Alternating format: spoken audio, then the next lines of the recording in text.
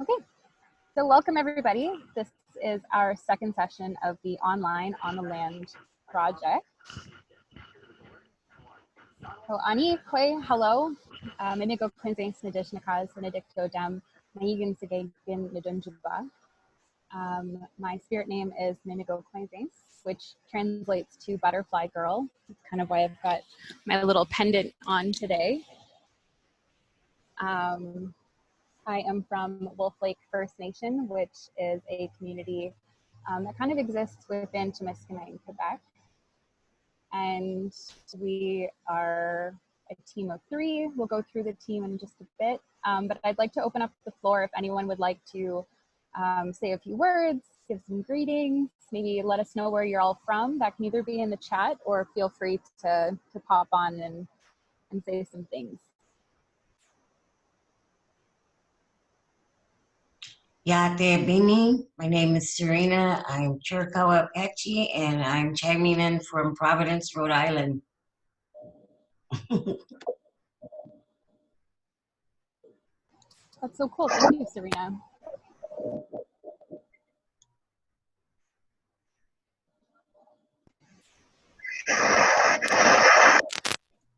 Looking in the chat, it looks like we have some people from Michigan, Mount Albert, Ontario. Hello, Deborah.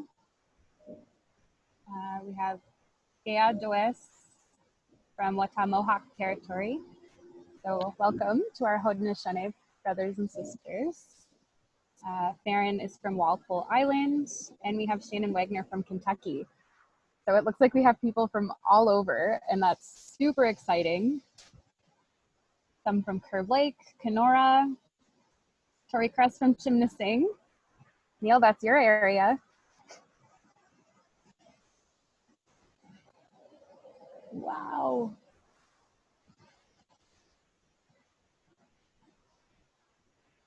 Oh my goodness.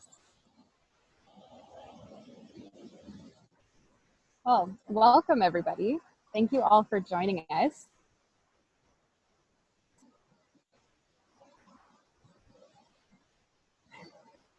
Sorry, I'm just watching them all come in here.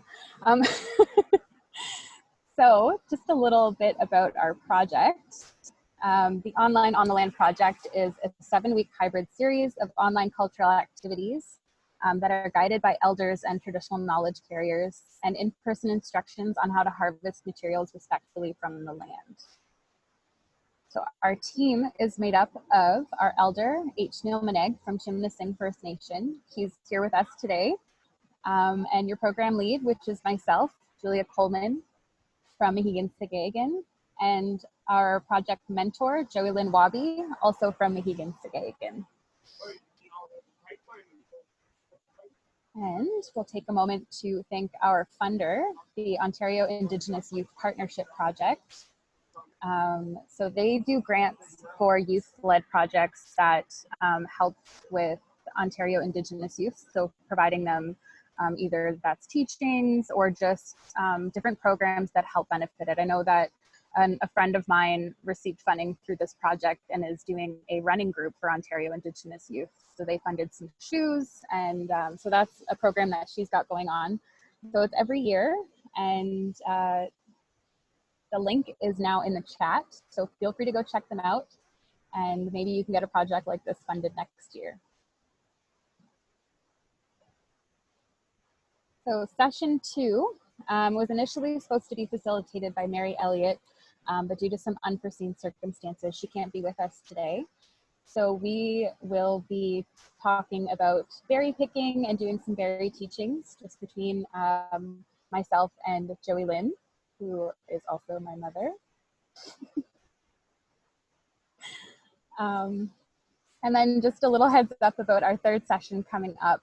That'll be next Friday at noon as well. Our elder, Neil Monague, is going to be doing some hand drum teachings, and I will be facilitating a quick shaker workshop. So we're going to make little shakers. Our youth have been provided the supplies, and if you are interested in getting the supply list, just send us a message on Facebook. We are online /on the land virtual Anishinaabe teachings. And we'll be sure to get the supply list out there so you guys have enough time to get them together. And with that, I guess we will go ahead and begin. So,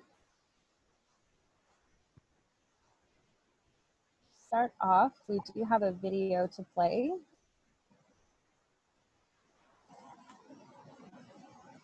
Let's see if I can share it.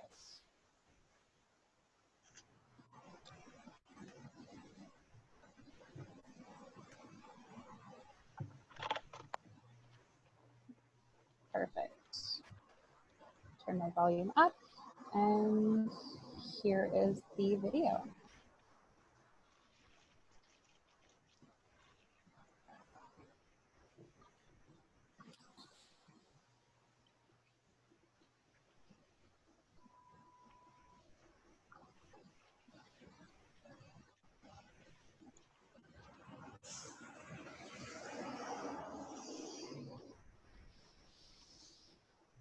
There's no sound on our side, Julia. Oh, okay. Hold on.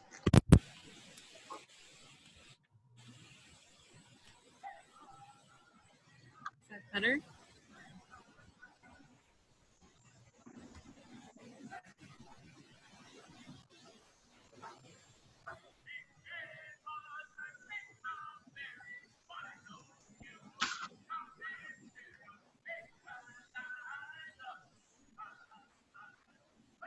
What is this?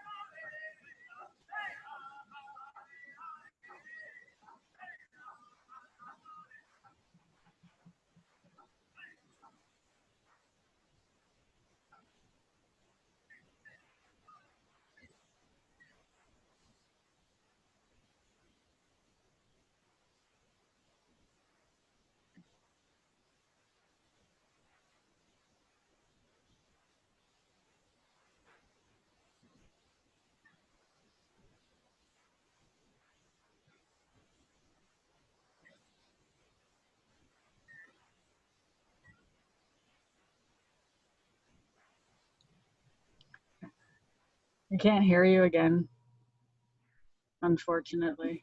Video, it's really quiet. I'll have to fix it. Maybe you can just tell us the words. What are you saying? I'll mute the video and just kind of talk over it. Okay.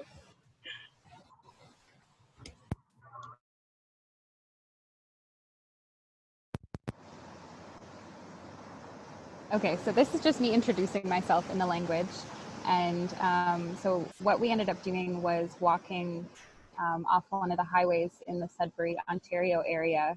And what we ended up finding was a large area of blueberries that I'm now pointing at.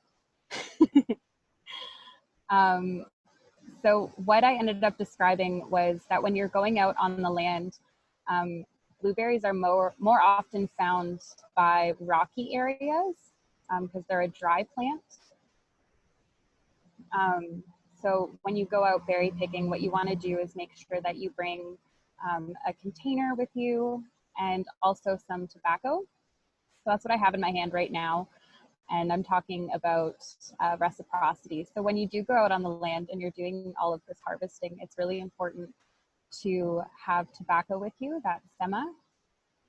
And that is what you do is you put it on the ground and you basically ask either the blueberries or Mother Earth for permission to pick those blueberries. And the act of giving back is that reciprocity. So by giving tobacco, Mother Earth will allow me to take these medicines in a good way. You can see on the video itself that there are some blueberries and some green ones.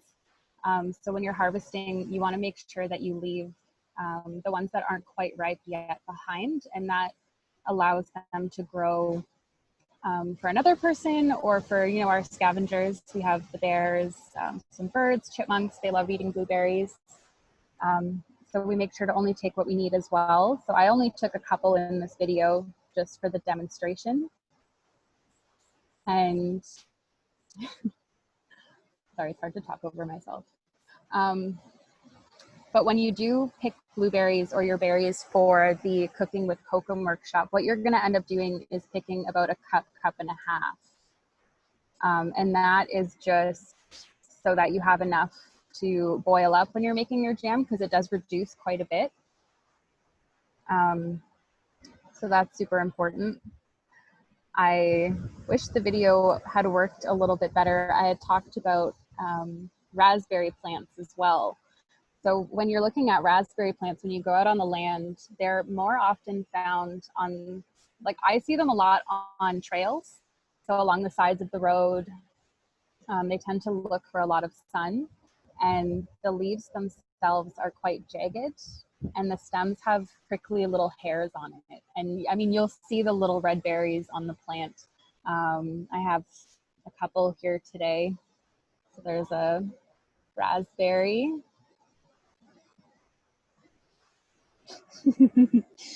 And we have blueberries. And if you're lucky, you'll be able to find some wild strawberries. So they grow close to the ground. Their plants usually have 3 leaves on them, and the berries are usually no bigger than the size of a small raspberry. They don't grow as big as the ones that you see in fields. And yeah, I think that's it for the berry picking portion of it. I am getting ahead of myself though. I had asked Neil to come on to open us up with a prayer. So I do apologize, Neil, for getting ahead of us. But would you like to take this opportunity to introduce yourself and open up the session?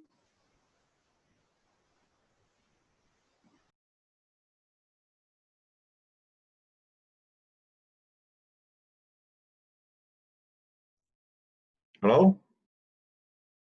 Can you hear me now? Yep, we I'm can going to hear you. use hand signal to pray.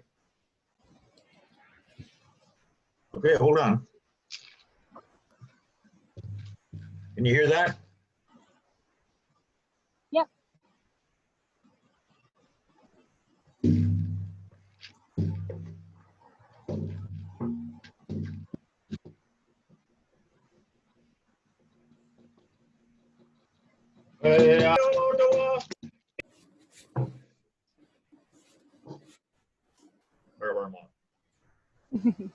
Thank you, Neil. That was a beautiful song. Pleasure. Me? Oh, you wonder who I was?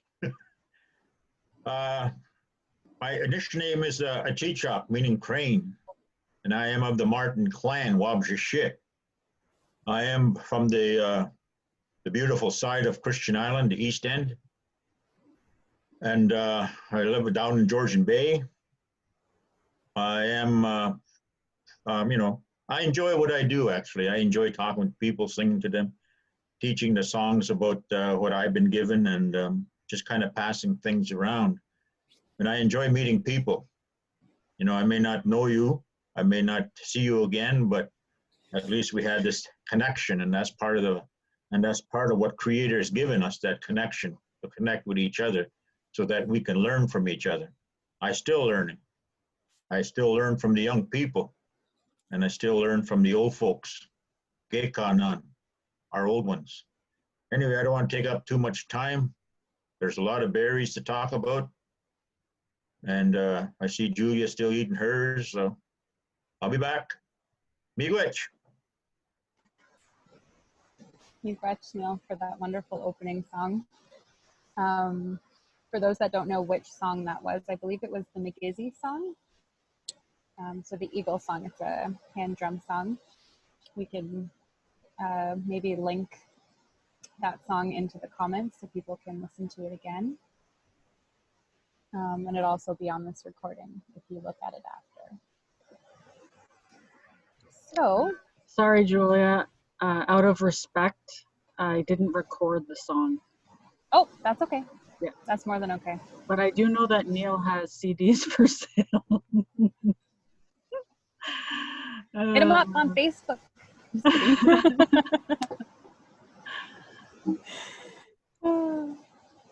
Okay. So I guess we can go ahead and start talking about these wonderful berries that we have.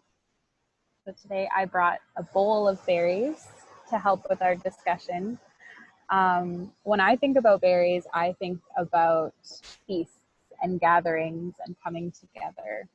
I remember this one time we had a sunrise ceremony here last year, and we had Charles Patatagoose from Atikmikshing and Anishinaabe come and facilitate that sunrise ceremony.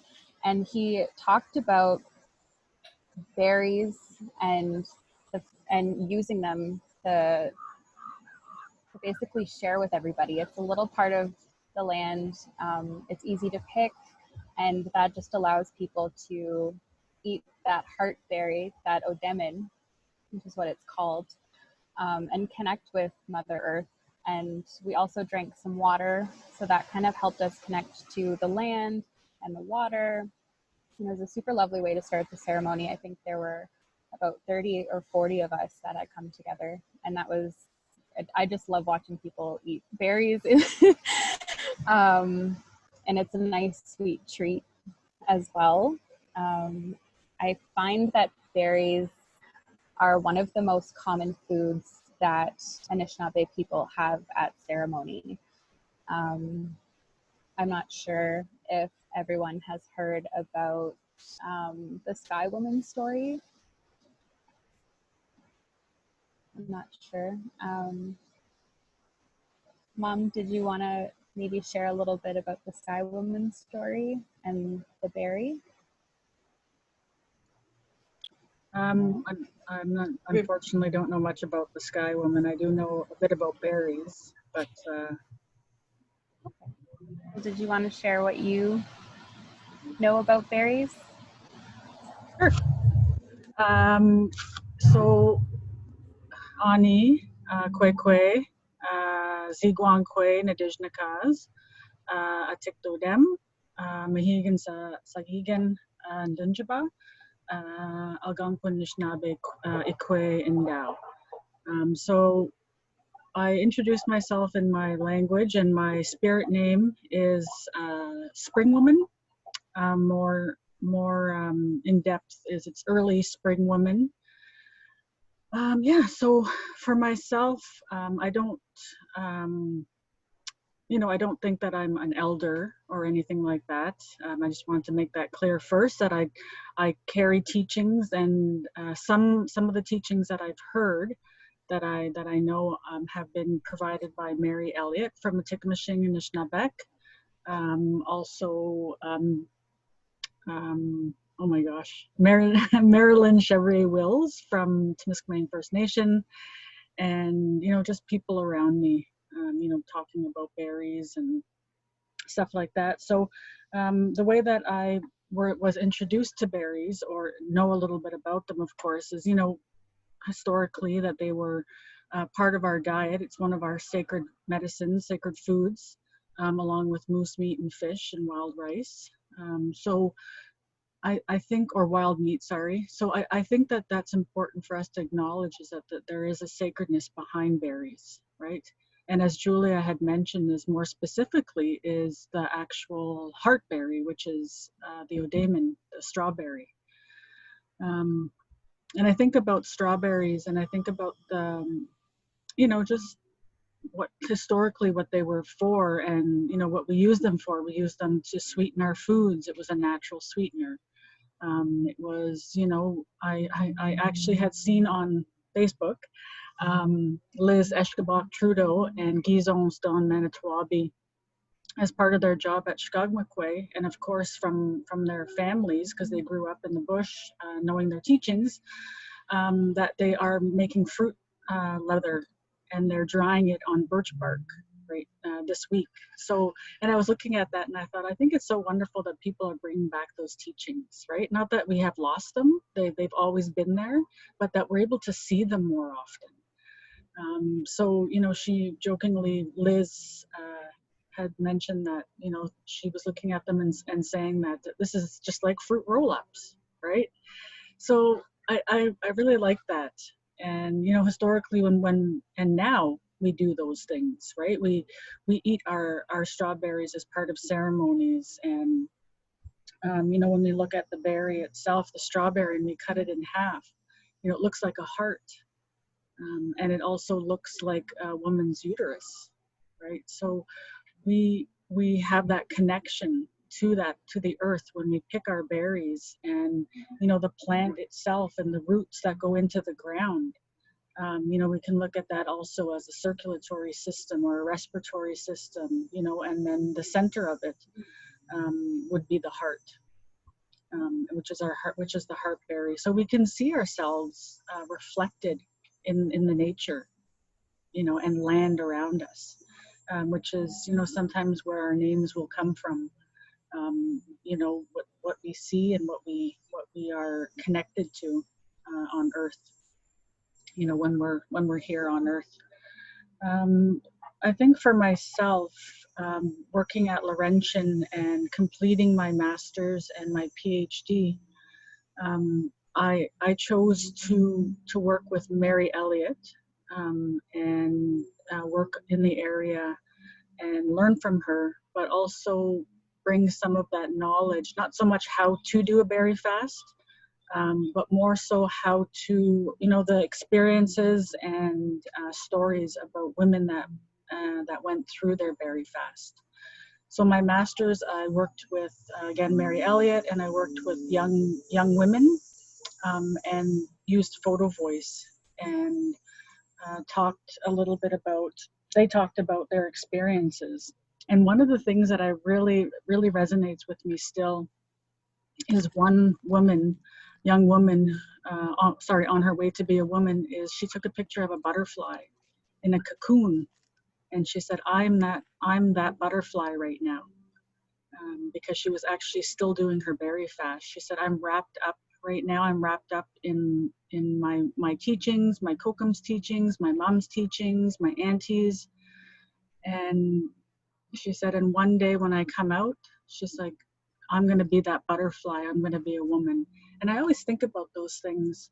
I think about, that safeness of that cocoon, where she was encased in that love and that care and that support, right? And when I think about berry fasting, that's what I think about, is that support and that care that comes with that.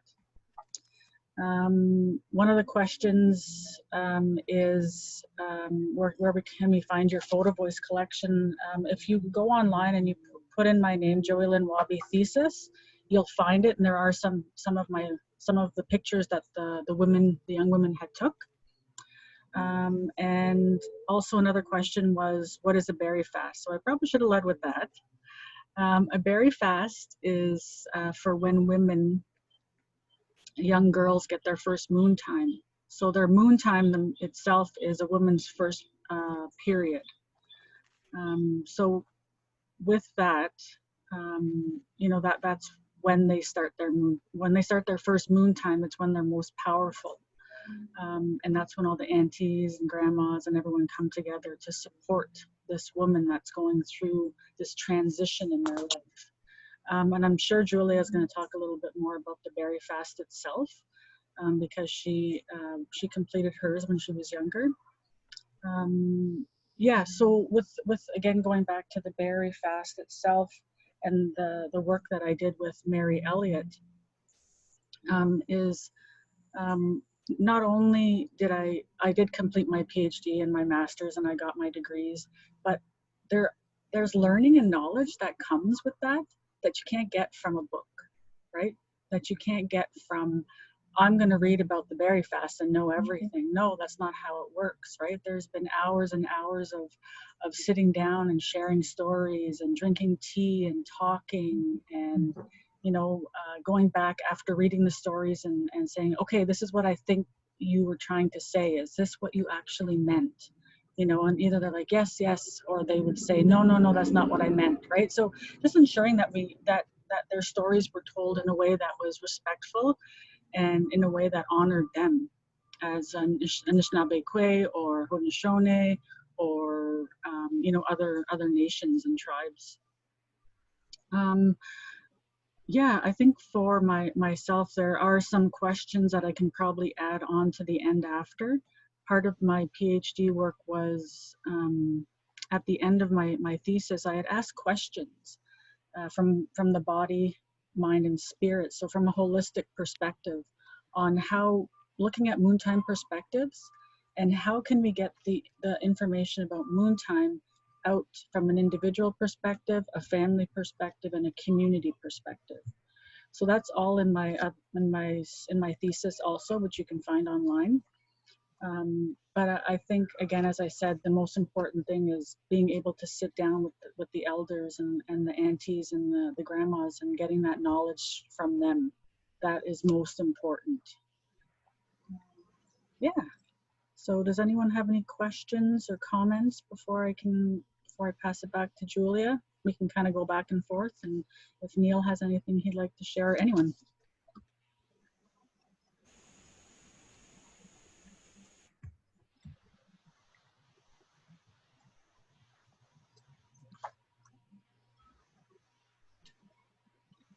I am currently looking for a link to your thesis.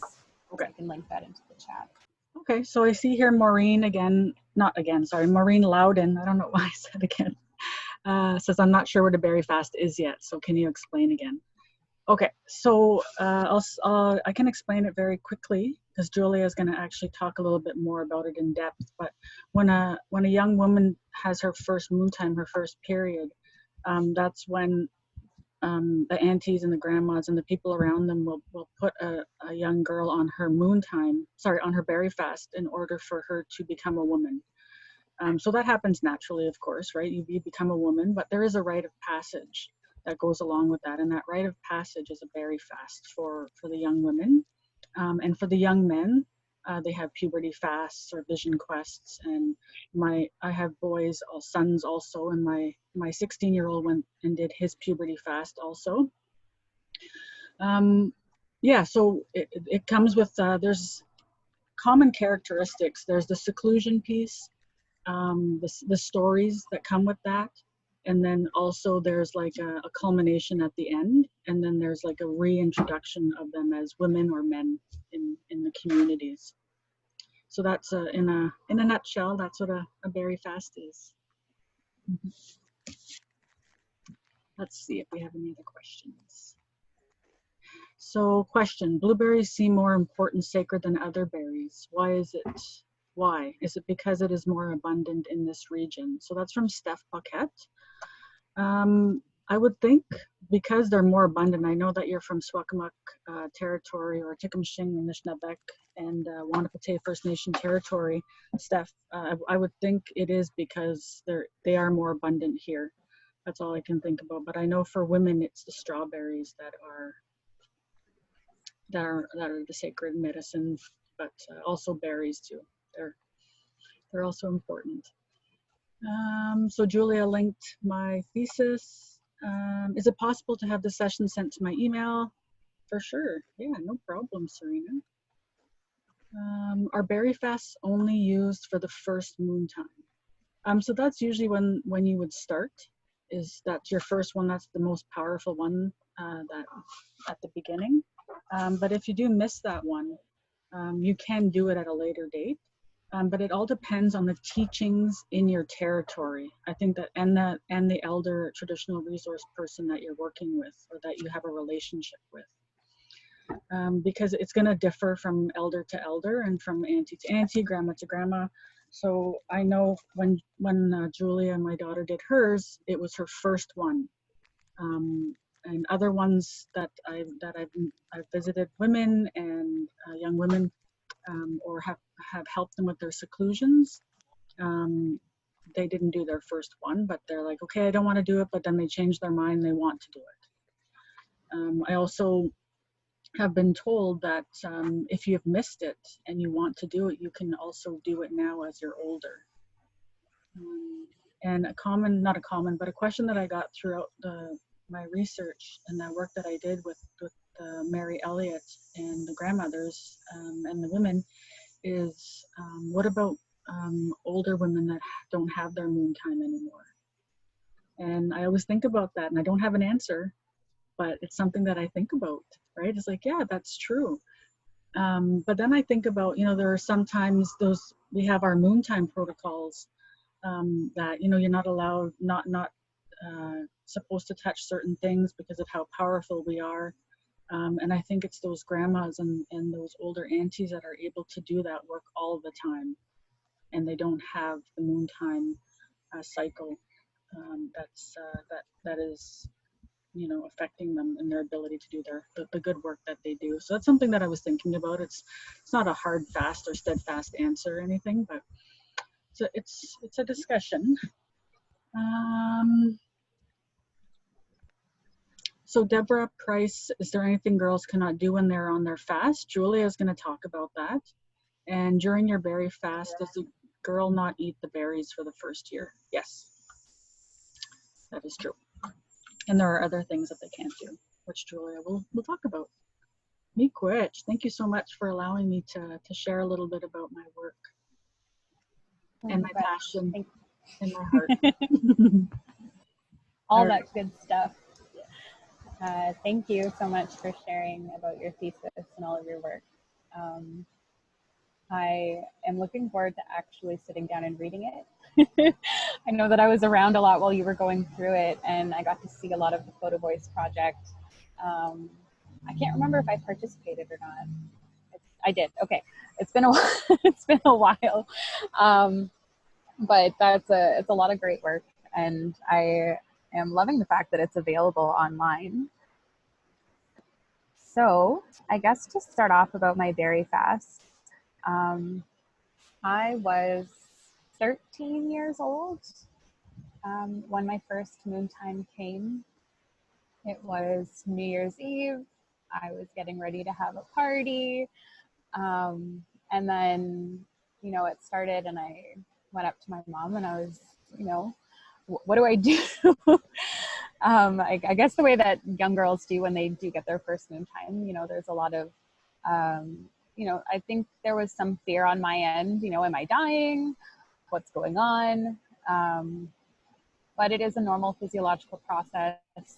Every woman will have their first moon time, and it's not something to be afraid of.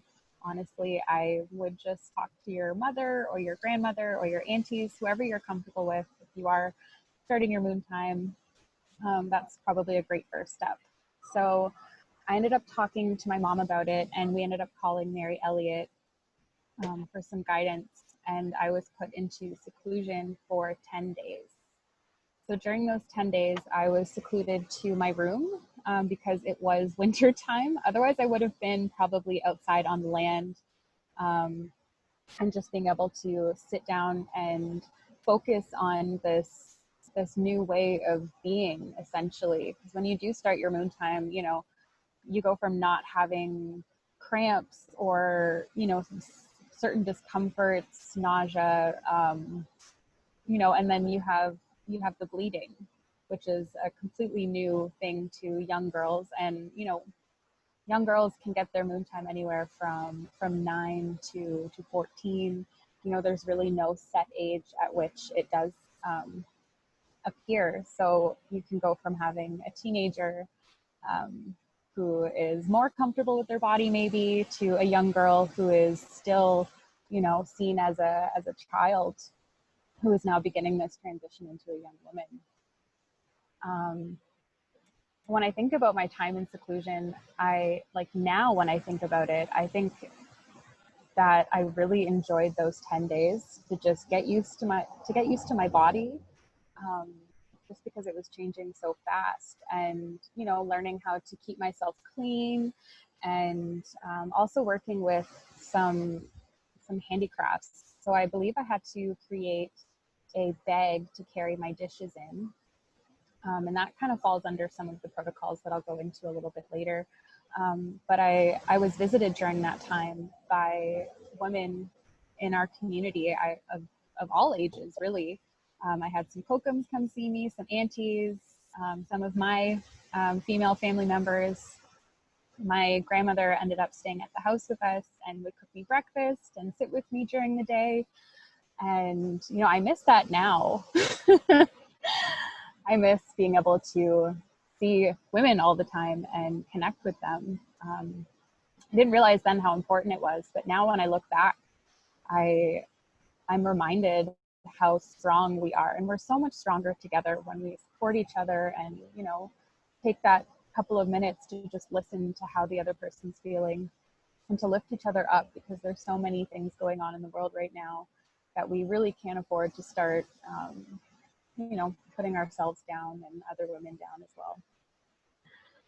So during those 10 days that I was in seclusion, I wasn't allowed to see other men.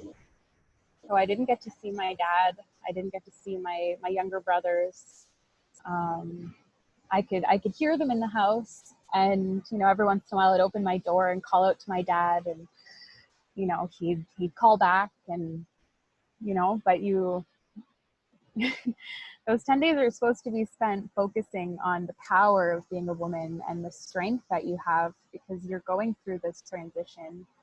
And as a child, it's difficult to understand the depth of what's going on and the importance of all of these teachings. So if anyone is doing a very fast or planning to do one, I would recommend getting them a journal, so they can write these teachings down and carry those with them as they move forward in throughout their life. And one of the teachings I got was about sage and how it was a woman's medicine. I remember our drum group coming in, Joey-Lynn, Gail Charbonneau, and Randy Ray. They came and sat with me, and we had, the lovely chats about, what type of sanitary napkin to use and all that stuff. Kind of got that out of the way, and then they were like, okay, we're here to talk about tradition. These are important teachings that you're going to carry with you for the rest of your life. You need to know about all of these women's teachings. And that teaching about sage was that it's a woman's medicine.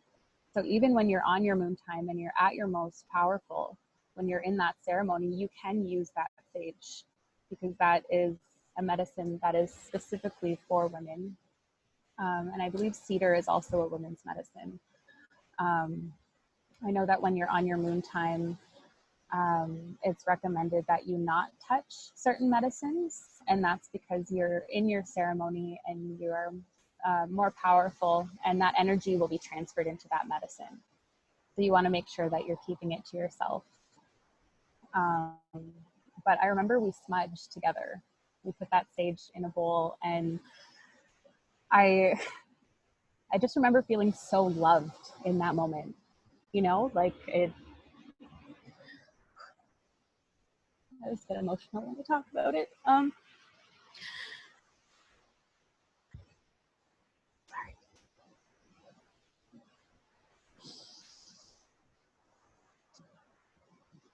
So, the seclusion was, it was both good and hard at the same time. But I did learn a lot sitting with myself and being able to really absorb the teachings that I was given around, smudging, women's roles and responsibilities. The fact that I can now, carry a child, that was one of the biggest teachings that I believe I got, that, during that seclusion period, was that we are the water carriers. We carry water in our uterus, and that's what, grows our baby. And, you know, now I have that ability.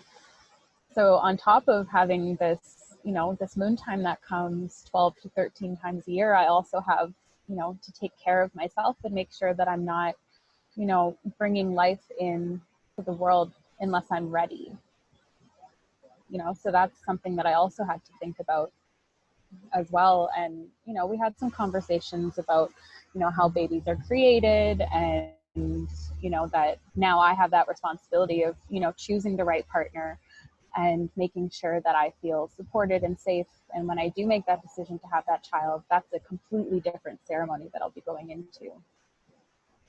And after that 10-day ceremony that I was in, we had a, I believe it's a coming out ceremony. I'm not sure about the terminology, but basically your family gathers, all of the men, the women, aunties, uncles. I had family friends there, and you are covered up when you come out. And it's similar to what my mom was talking about with the cocoon, that you're in this safe area, and then, you know, you're surrounded by all this love, and then they take that cover off and you're introduced to your family and friends as a young woman. You're no longer that young girl that you were, you know, the 10 days prior. And, you know, it's wonderful to see your friends and family there. And so there's a little bit of a ceremony that goes on between the person in the berry fast and the elder that's guiding them. I believe we had a small pipe ceremony, and then we had a giveaway and a feast afterwards. And that was me giving back to those friends and family and those women that came to support me and guide me along my seclusion period. And those women also followed me throughout that initial first year of my berry fast. They made sure that I had everything that I needed, and if I needed to talk about anything, they were available to me. So I know that we had a question about what you can and can't do. I think that these things change depending on who your teacher, like who your elder is, who your kokum is that's guiding you. When I think about mine, I remember some of the things were to not wear makeup. So to not take away from your natural beauty, and to be completely yourself for that 1 year. To not shave, so you couldn't shave your legs. And that also, again, is to just be your most natural self throughout that first year. To not associate yourselves with boys. So I know depending on everyone's age, sometimes they have little boyfriends, and you know, it's not something that you can really do. You also cannot share a body of water with someone. So because you're in ceremony during that full year and you're considered a very strong, powerful person, it's important to not share bodies of water with people. So that that's like rivers, lakes, even swimming pools. So for that year, I had to sit on the shoreline and watch, you know, my little brothers and my parents enjoy the water systems. And I remember they inflated this small little kiddie pool for me and filled it with water so I could at least have the illusion that I was swimming.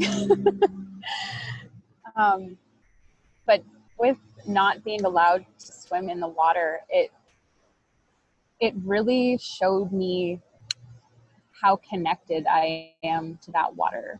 You know, I don't think I've ever been called to the water so much than I was during that first year, just wanting to touch it.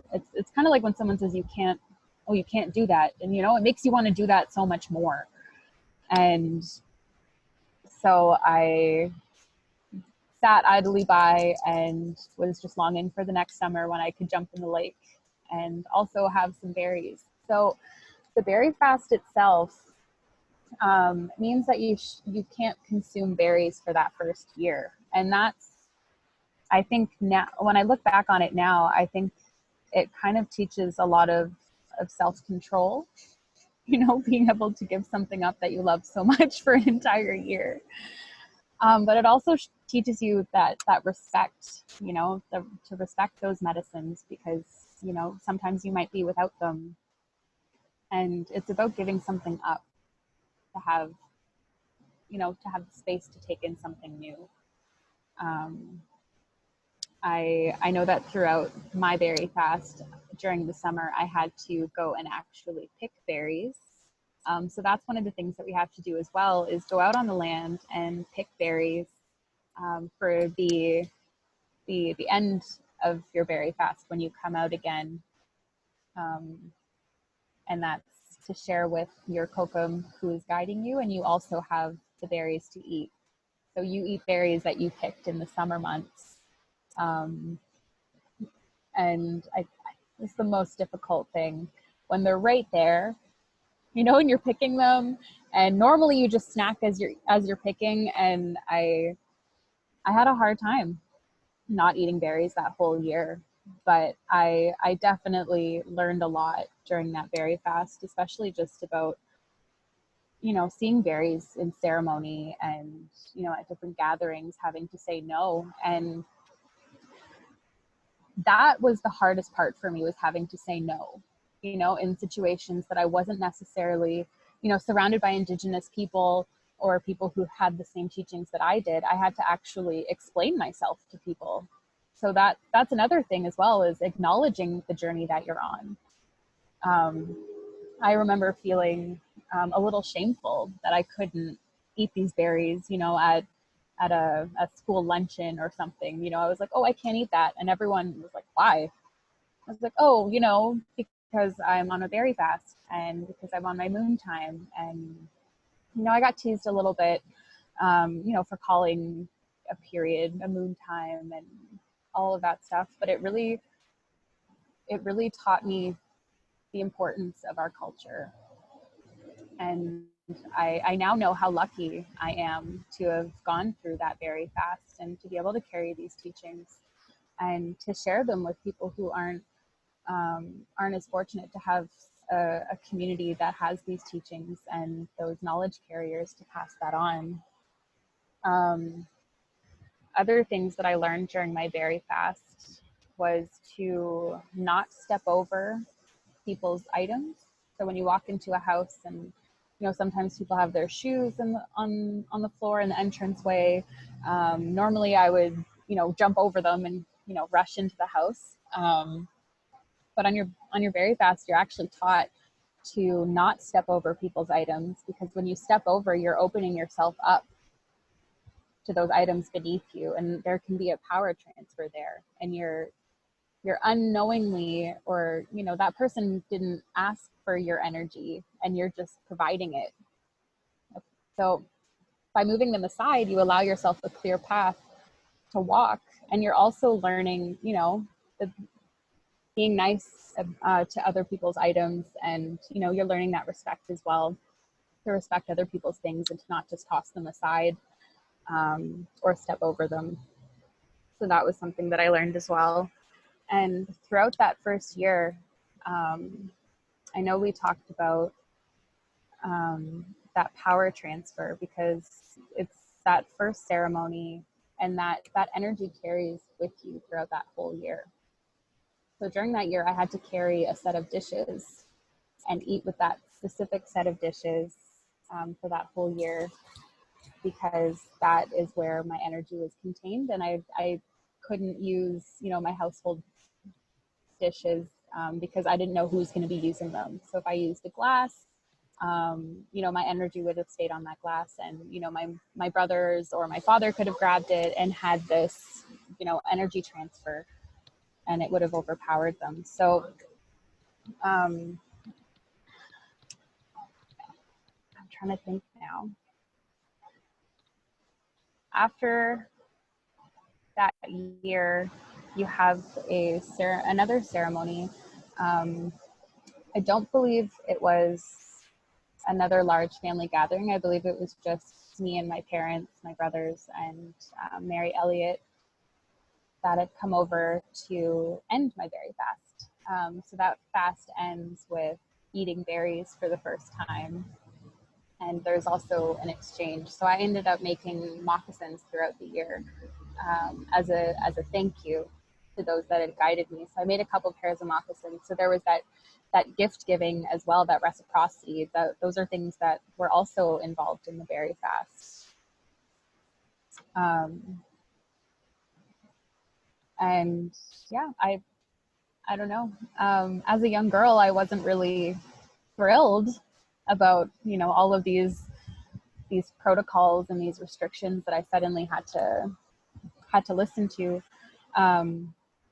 But now, as a young woman who's now 25, so it's been 12 years now since my berry fast, I am so much stronger now having done the berry fast, and I see all of the teachings now in a completely different perspective. You know, I am proud of my heritage, and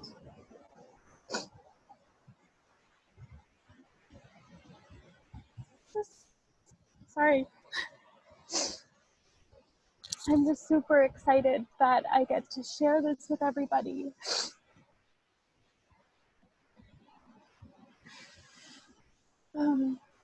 So Miigwech for listening. If you have any questions, please direct them to the chat and I'll do my best to answer them. Miigwech. Thank you, Julia, for showing your vulnerability, sister. Appreciate all your teaching today. You and your mom. Thank you. Yeah, so I just want to not interject, but just add on to a little bit of what Julia was saying. And a lot of what she was saying had to do with how she carries herself, right? So, you know, being mindful of the shoes or being mindful of touching other people's items when she's on her berry fast. And these are teachings that she did through her berry fast, but it doesn't end when she ends her berry fast. These are things that she holds on to for the rest of her life, right? And you can see the power and the strength and the love and the care that goes into this type of ceremony, because Julia, after having it for, you know, it's been 13 years, she can still go back and feel those things, right? And reminisce, and, you know, and I'm glad, you know, I'll be selfish, I'm glad that she was able to go through that, because for myself, I wasn't able to. And I see that as an impact of colonization, as oppression, as assimilation, right? So my mom didn't see the need for me to do it because she didn't believe it was going to help me. And that wasn't because she was doing it out of spite. She was doing that out of love and care and kindness, just the way that I was able to help provide my daughter for that, to do that, also out of love, care, and kindness, right? So we always want the best for our children.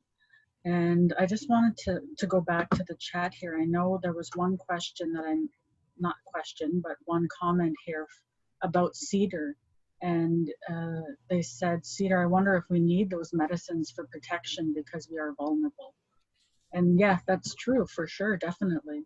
I was thinking about one of the stories that was shared in my my PhD, was that there was a bear that came to visit one of the girls that was in isolation in the bush, but she knew she was okay because she had put that cedar around her lodge, and that the bear came up and visited her but didn't pass the cedar, didn't go across it, right? And when we walk on cedar, it's also protection for us when we're on our moon time. So that's an excellent perspective that I didn't mention.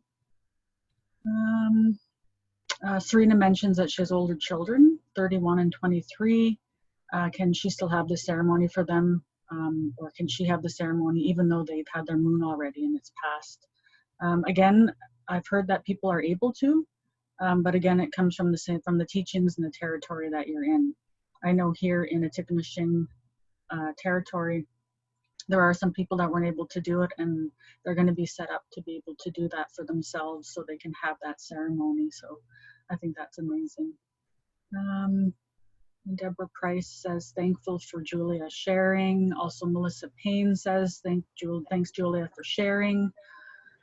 Janice mentions that it's wonderful to hear her heartfelt sharing.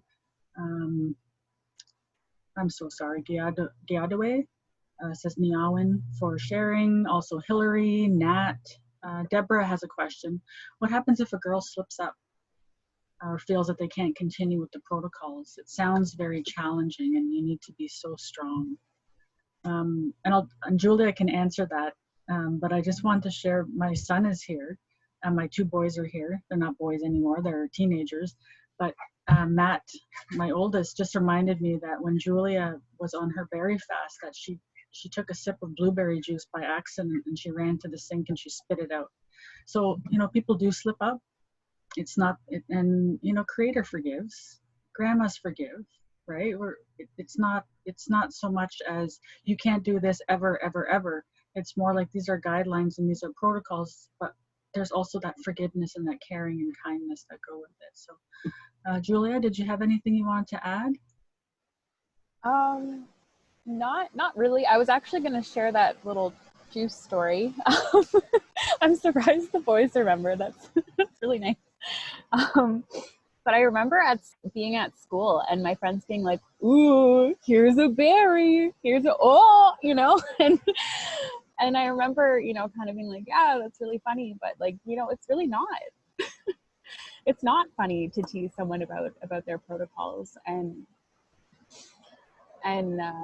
you know, sometimes berries are put into foods and you don't even know, you know, so it's not that the ceremony stops because you've consumed berries. It's, you know, you have to take it upon yourself to admit that you've done it, you know, especially if you've chosen to eat a couple berries on the side, you know, to admit what happened to yourself. So that way, you know, you're being honest with yourself, and also you can seek guidance from your elders. You know, this is something I remember talking to Mary about. You know, I was like, oh, I accidentally drank some juice. And she was like, oh, that's okay. You know, you spit it out and you kept going. She's like, that drive to continue going, that's the important part. And that's what we're trying to instill in you, is that, you know, even if little things come up, you still persevere, you still move forward, and you're still carrying all of this with you. So I think it's super important to have supports, and having that circle of women that, you know, guided me through my berry fast and are still a part of my life today. You know, there are a lot of times that I'll stop into the university to see those women that were there for me when I was young. You know, they want to know about my life and how I've moved forward. And when I have questions about protocol, I have like a line of women that I call up, you know, and, you know, my first call is always to my mom. But when she doesn't know, you know, we're both kind of like, okay, who do we talk to? And, you know, we find support in our community and with the elders that we surround ourselves with. Gwitch. Wynn has a question. Is the berry fast a ceremony one can conduct for oneself? She says she doesn't, they say they don't know many people, and the people that they do know, they feel like they have their own families to take care of, feel it would be a burden to ask people that they may not talk to personally. I'm not sure. I think that if you want to put yourself in ceremony, then, you know, feel free, because it's a learning experience. You know, it's unfortunate that you don't have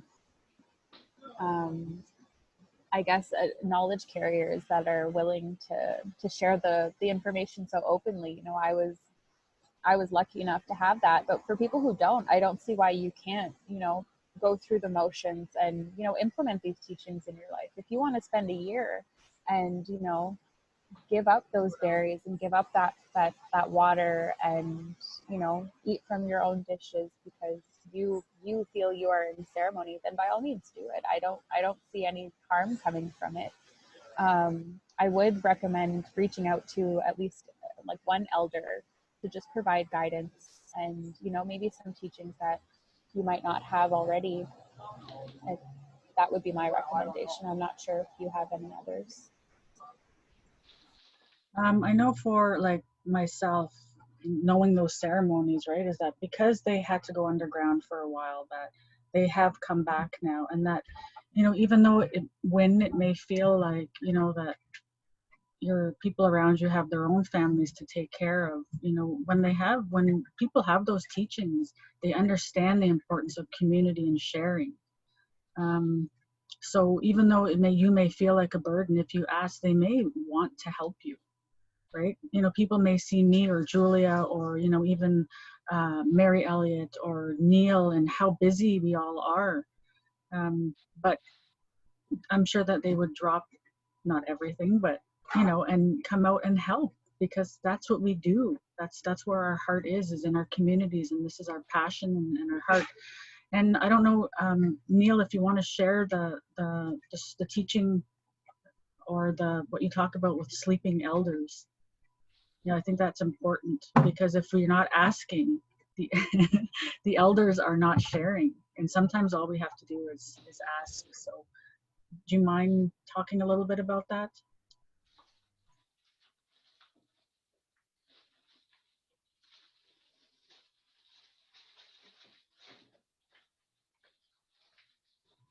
I think you need to unmute yourself. I think I did already. I got muted. I got somebody quieting me down. When we talk about, I just want to go back to that one question that was asked about somebody looking for someone to help them with the berry fast. There is a lot of ways of doing it, and maybe you're not close enough to an elder that is within your area. Then you got to look outside of it, because our circles are kind of like this. They're round. We're inside, but we have to step out of those circles once in a while and visit and find out whoever's out there to provide that information that you need. Like Joey and Julia are right about that. You know, there are things that you can do. And for me, when somebody calls me, and they call me in from a long ways away, and to do how can I give this as an example? I can't see anybody. I do ceremonies for people from my home. And that's the ceremonies that I do for the smudging, drum, song, and prayers for the ones that are sick, because they call me in to do that. And that's a long distance one. So what we try to do is connect with the spirits on the outside to deliver that message to them. 2 days after I do what I do, I will call them back and ask them how they are. And then they will tell me that everything has worked out. They're calm now. And then I'll do the ceremony again one more time. So when we look for the elders, we have to remind ourselves that the elders are now beginning to fall asleep. They're beginning to sleep because nobody goes to talk to them. And when they sit there and look, like when you guys were talking there, I'm sitting there pondering and wondering, well, you know, am I supposed to be here? That's me, being an old guy. I'm only 34, but I'm still old. I'm kidding. Anyway, but when I'm sitting here, when you see an elder sitting and they're just looking and they nod their head or they smile once in a while, it's maybe because those are the motions for you or somebody to talk to them, to ask questions, like the berries, you know. Like sometimes we talk about those berries and we talk to the elders about them. They can go through a whole process of understanding what those berries actually are and where they came from. Because they say in the beginning, Creator came upon this big rock, and he saw that there was nothing there. And what he did then was collect his thoughts. And his thoughts were sent to that rock. All of a sudden, life came. And when we look at the way the order of life and how it got to Mother Earth, is that the plants were here first before anything else. They were the first ones to grow. And then another thought came to Creator because those plants had to have something to nourish what was left to come. When those plants came and all of a sudden all these berries started growing, all the food started growing. Again, these plants were by themselves. There was nobody there. Then suddenly, Creator thought, I will now send the animals. And he sent the four-legged, the swimmers, the flyers, the crawlers, everything that was placed upon the earth. They were the second to arrive. And when they began to move around and look at all the beauty that Creator had put there, then they began to understand the true meaning of what those plants were and how they were to help them through their life and what it is they needed from them. And that was the energy from those berries. When we look at the strawberry, the blueberry, all the berries that we can think of, all the edible plants, Creator put them there for our use, for the animals' use. Because in that plant kingdom, they talk to each other. They talk about what it is they have, what it is they were asked to do upon the earth. And then Creator came upon the Mother Earth again and looked down. And then he said, I will now place humankind. And when that man was sent to the earth, he was sent with all those teachings. And when he arrived here, he saw how beautiful this garden was. He looked everywhere. He looked around the rocks, he looked around the trees, he looked above the trees. And what he saw was beauty. This was the garden that Creator had put for man, who was the final being to touch the earth. So when we look at the elders and when they sleep, you ask them those questions, and they will tell you almost the same thing, but in a different way, because everything is different. It's not always the same as we believe. When I sang that song, the honor song about the eagle that could fly the highest, that could see the furthest, the one that can take the prayers to our Creator, because the power of prayer is something very special to our people. All people, First Nations upon Turtle Island, because those prayers are our connection to creation. Like Julia was talking about the berries, when you take the berries, you talk to those berries, you talk to Creator first, of course. You ask Creator, this is what I need now. And more than likely, a thought will come into your head and say, now you have to talk to the plants. When you start talking to those plants, all those berries that you're about to pick, you hold that tobacco in your left hand. Some people will raise their hand. Some people hold it close to their heart. And some people will put their point towards the ground, where those berries are. And when the elders, when they talk about those things, when you finally go and talk to the elder who is about to go to sleep, when you ask that question, then you all of a sudden, you'll see the energy. You'll see the energy coming back into the elder, the teacher, the one who has been here longer than me or longer than you. And when they started, then all of a sudden, they'll sit right up. They'll look at you and they'll smile. And then they will ask again the question, what it is you are asking of me? And when you tell them what you are asking, then they begin to tell you all those things that they went through in their lives and what they've seen, who taught them, and how they got here. So basically, when you talk about the elders, we need to go back to them, because they are like our dictionary. They have the meaning for everything almost. If one elder doesn't have the meaning, then the elder will send you to somebody else who is more versed in that area. And that's how these things work. And I don't want to take too much time. I've been known to talk for 7 hours, but I'll take my time now. Anyway, so that's about all I have about the sleeping elders. We have to talk to them. We have to ask them those questions before they go. Because if we don't start talking to them, they will move on into that spirit world. And with them goes all the knowledge that they carry. Miigwech. Miigwech, Neil, for sharing that teaching with us.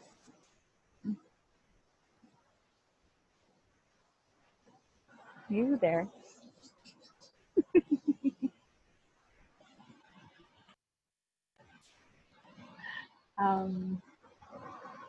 So just looking back at the chat, there is a question from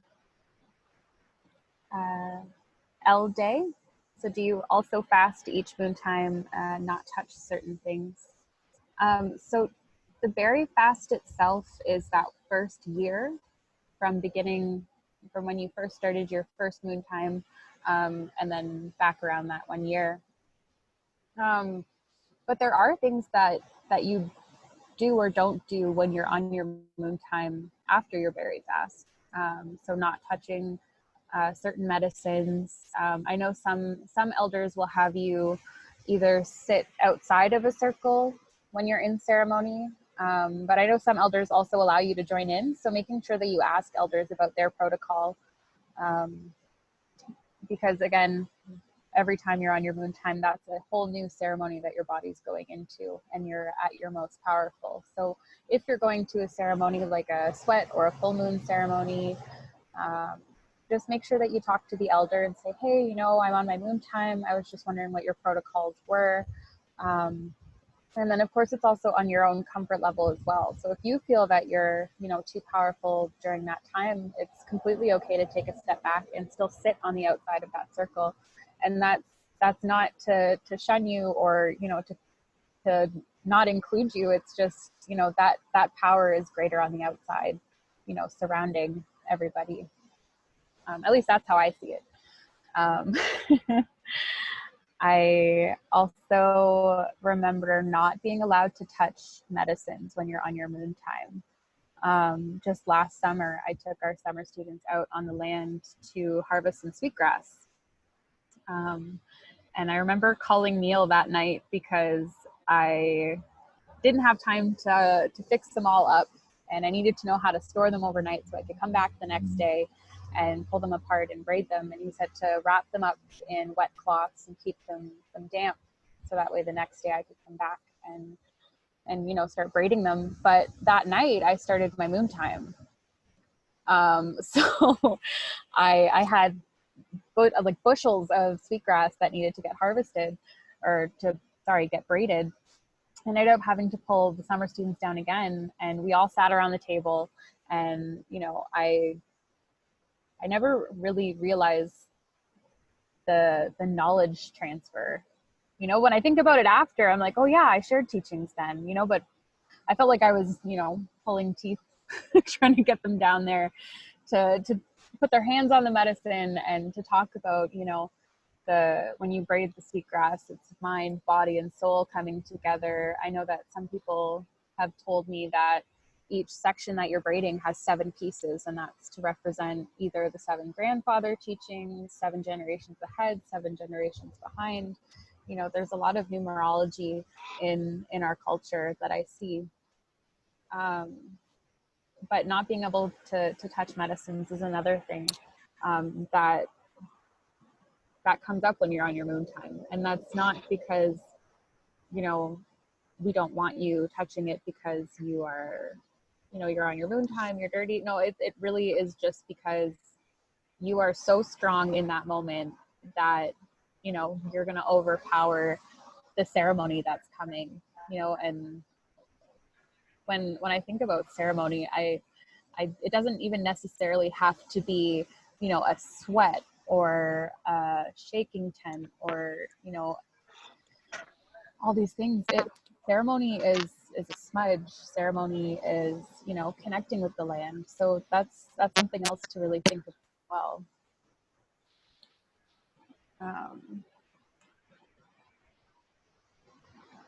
So I hope I answered that question. I don't know if there's any other restrictions that I'm just kind of not thinking about right now. I know that some women will take out those dishes again when they're on their moon time, the ones that they used while they were on their berry fast, and they'll go back into that ceremony and use their own dishes out of respect for their own bodies and their own power, and also for everyone else's as well. I'm just looking through the chat here, Julia, and there's a lot of course, thanks for sharing the story and your story, and of course Neil and his teachings. And Cedar, Janice mentions that Cedar is a woman's medicine, though it is for everyone. Selena is actually wanting to know if you want to go to Niagara. They're working on a young woman's land program with horses and wants you to visit and share, so you can connect with her.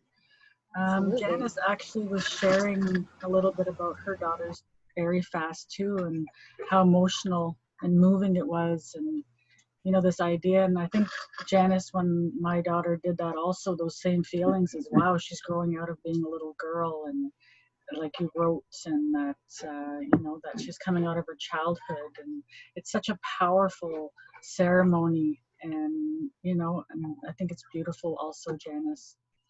Serena, again, thanking us for educating about the berry fast. And I think this was answered, but we can, some people may have missed it depending on when they came on. Can one do a coming of age ceremony later in life to make up for that time, or is it best to move on somehow?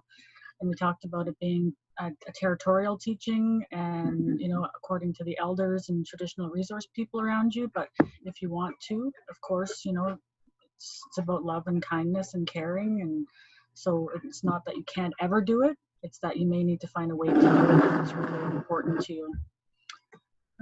Tori mentions, she says miigwech. LD mentions, and Julia answered that question already. And Maureen had to leave, so sorry we missed you leaving, Maureen. Have a wonderful day. Let's see here. Veronica. Veronica mentions, what are your teaching as to why Sema is held in the left hand? She's heard some reasons, but she's just curious about the teachings up in our territory, and that she missed you talking about it. But is your teaching to go without berries a whole year for your first moon? And if so, have you heard of the reasons why? And she's in a different time zone, so that's why she had to come on a little late. And to clarify, why a whole year? Okay. So I will first touch on the tobacco part of that question. So the reason you hold it in your left hand is because that is the hand that is closest to your heart. And it's just to maintain that connection from your hand all the way up your arm into your heart. And one thing it makes me think about is, what if your heart's on the other side? Because my grandfather had, his internal organs were actually flipped, so they were mirrored, so opposite sides of where they were supposed to be. And I just wonder if he would have had to hold it in his right hand to be closest to his heart or not. But that's just my own thinking. And sorry, I had to switch to my phone because my laptop died, so I actually lost some of the chat questions. But in terms of fasting for berries, the reason that you do it for a whole year is because your moon time cycles with the moon, and every year, I guess, is 13 moon cycles. I know that the calendar that is most often followed is that 12-month calendar, but our ancestors followed the moons. Every moon had a name, and every moon cycle there was some activity or traditional practice that was occurring. Like, there's the strawberry moon, and that's when strawberries are coming out, and that's when you're harvesting them and taking that time. And every community has different names for their moons, so some of them might be different. So I think that's more or less why it's done for that first year, is to acknowledge all of those first initial moons that you're having your moon time alongside. And I'm not sure if I answered all the questions. Is that? I think one was your teaching is to go without berries for a whole year. If so, have you heard of reasons why?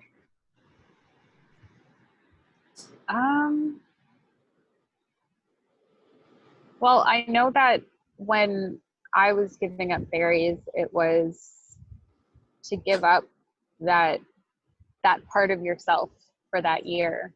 You know, you're giving it up out of respect to those berries, those, you know, the odemin, the manan, you know, the heartberry, the blueberry. You're giving those up. I thought it was for, you know, teaching you self-control, but but it's done out of respect, and, you know, to teach you that you can live without something that you thought was important before. And I believe I had talked about it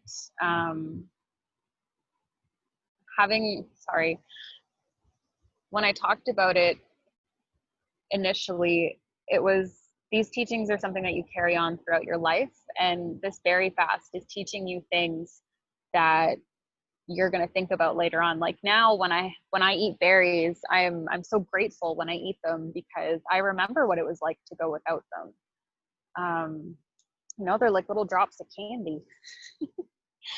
But yeah, I think you give them up to learn that respect and to learn how to be without them, because that's one of the first gifts that we were given, you know, when creation started. I know Neil was sharing, you know, the creation story, and how all of the plant life came to be first, and, you know, so acknowledging that as well. I hope that answers the question. Yeah, I think Veronica had said it's sacrifice, which you're talking about, and respect. A lot of discussions like this going down in the region right now, and very similar ideas. Absolutely. I know that when I was doing this very fast, I focused a lot on the 7 grandfather teachings, and those are things that, you know, guide you throughout life. Those 7 grandfathers. I remember, I believe it was Neil that was telling me about them, and how he said that you're kind of in the middle of these 7 grandfathers, and if you put out good things are going to come back. But if you put out bad things, you're just asking for bad things to come back at you. But those 7 grandfather teachings are there to guide you and support you.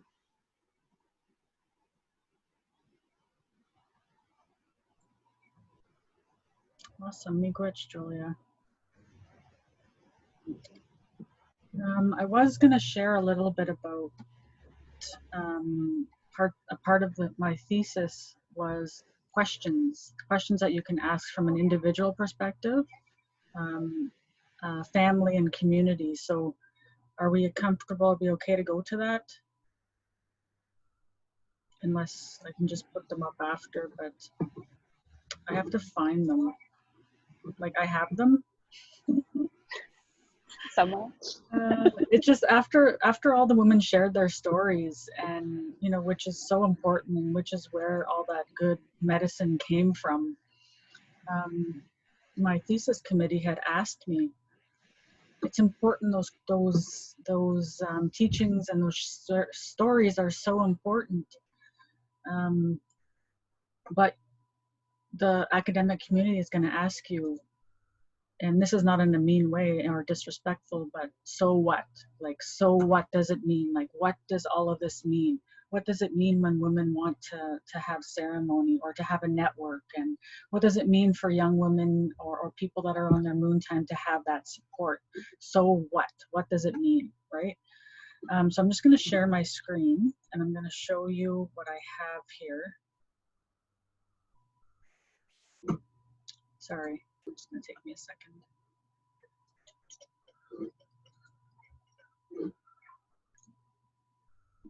All right, so can people see this? We're good? Okay, so I'm not quite sure, but the questions in my thesis were created as I said, a starting point in the creation of the sweetgrass model, so body, mind, and spirit. It's not a comprehensive list, so you can add to it. You can take stuff out. You can, use what you want, what works in your community, or what might not.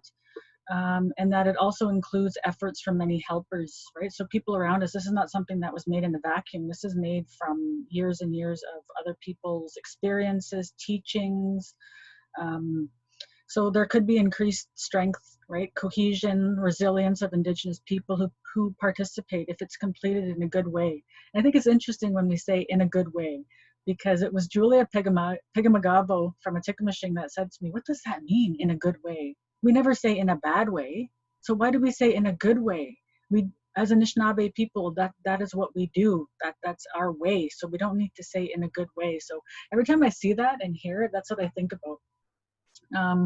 So who participate if it's completed in a good way, with the outcome being that Indigenous girls are preparing, completing, and being supported before their berry fast. So knowing that it's coming, that this is going to happen, that's important to know.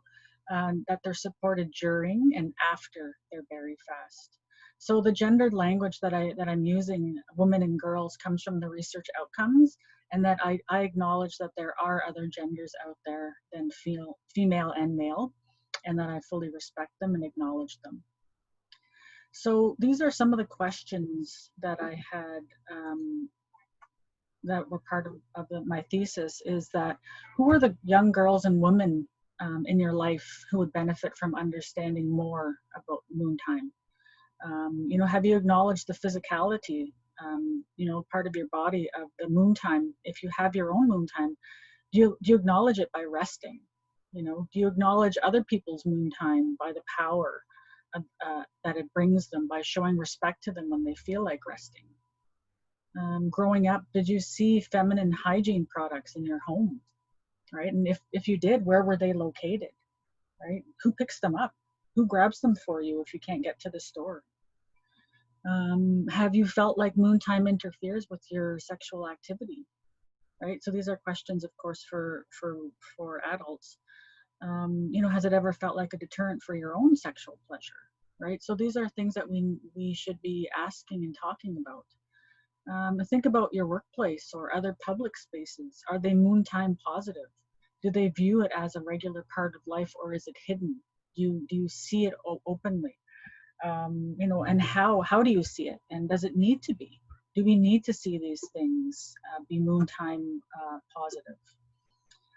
And what perspectives do you have of your own moon time? If you don't have your own moon time, because not all women do, think about others who do. Do you feel it holds power? Have you ever felt ashamed of your own moon time or another person's? Why? Why is that? Being able to reflect and think about that. Where do you get your teachings from about moon time, or, periods, or whatever you want to call it? How does society view moon time?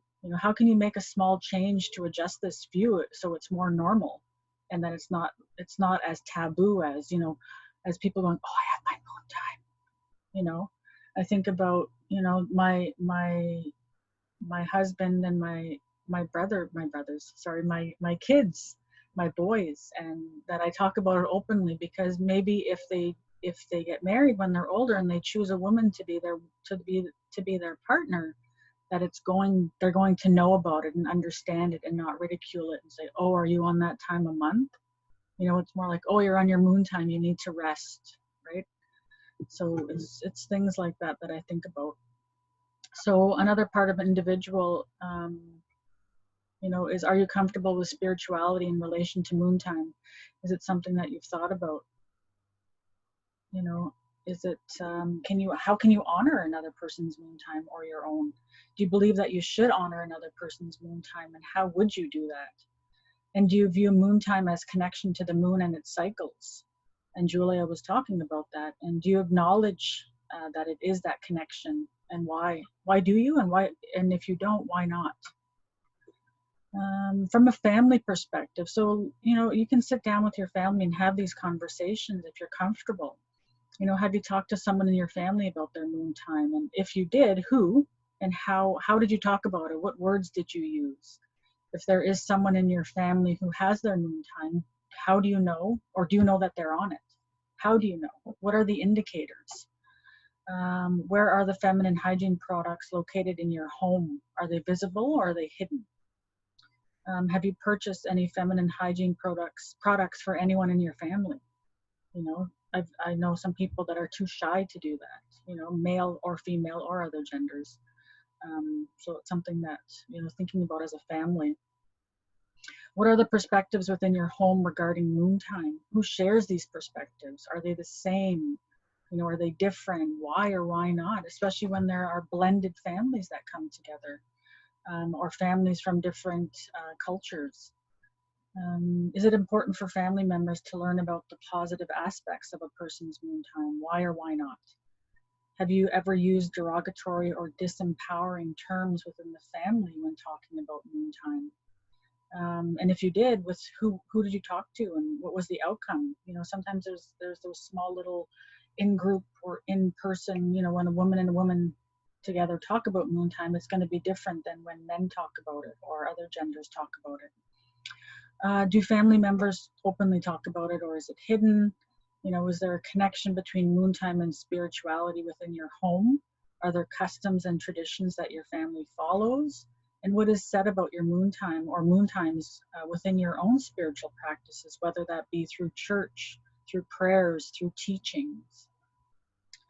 Looking at it from the community, where, you know, who are the elders or traditional resource people in your community? And if there aren't any, who can you involve from a neighboring community? And I think this was something that Elder Neil had talked about. How will the delivery of knowledge be set up? And we have to keep in mind the sacredness of the teachings and possible desires of the elders and the people that have the knowledge to keep the oral traditions. Where are the places in your community to be able to host gatherings, teachings, and seclusion for people in their moon time?